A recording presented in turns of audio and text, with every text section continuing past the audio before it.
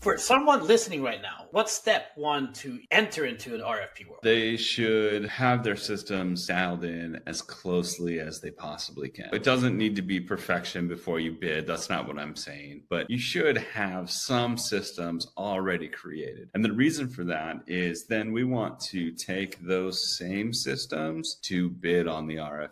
And the key about that is not creating brand new systems for this RFP. These should be the systems that already exist in the business. They're already developed. Our team is already executing them as a habit. Then we can almost copy and paste and apply them to the RFP. One of your strengths is helping companies take what they already know and translate it into language evaluators. What's the magic behind turning expertise into measurable, win-ready proposal content? The expertise is having the system that flows into the next advancement. So each RFP is slightly different. We want to gather as many of the systems as we can from the current business working platform and reframe them in the best light. Sometimes organizations are a great fit for an RFP, but they just can't quite get the words put together in the 75-page document, reframing them in a way that makes it easy to understand, and then putting it into a document in a way that someone can really go through that table of contents and find the key elements that they're concerned about. So the CFO at the housing authority can flip immediately to the financials page and see how much it's going to cost, what kind of reporting we do, have those key elements all laid out. What surprises clients the most when they learn what evaluators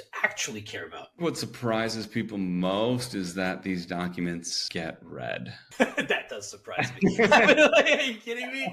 It's like reading a book every time. You know? How many of these you get? Like 15, 20 of these at least? That's 1,500 pages. Using the evaluation criteria, the CFO will look at the financials and essentially thumbs up, thumbs down. This is my grading. An operations expert will look at the operations of the company. Somebody else will vet the insurance and the business license, the references that were provided, similar portfolio work. So not each one is read by everybody on the board, but the committee is looking at their respective interests of each RFP. Why do so many teams under-document their success? Because that fire happens whenever that fire happens, and it feels like it's going to burn you. We don't have fire extinguishers on hand, and we don't have the wet blanket ready to go. We don't have the systems in place to confidently put out that fire so that the C-suite can focus specifically on the roles that they're supposed to be focused on. Instead, they're responding to fires that the literal property manager, the site manager, the regional manager can actually handle. But that monkey gets passed up the chain until somebody takes care of it. I have a friend that will greatly benefit from this podcast because he's like right in those shoes. Like he's the CEO, he's running the company, he has people working underneath him, and it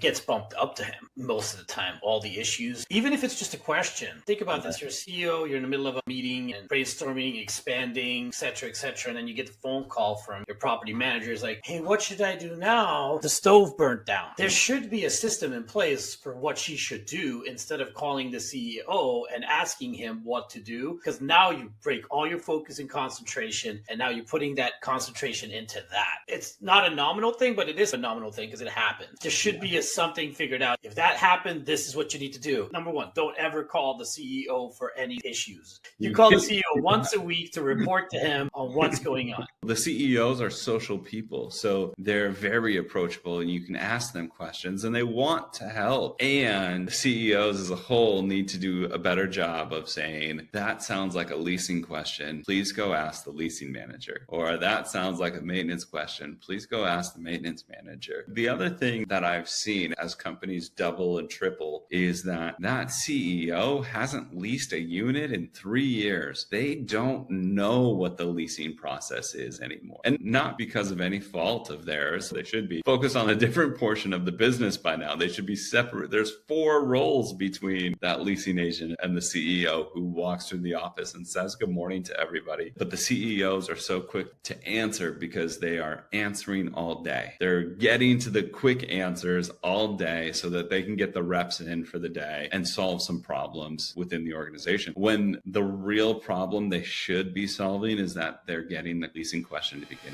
with.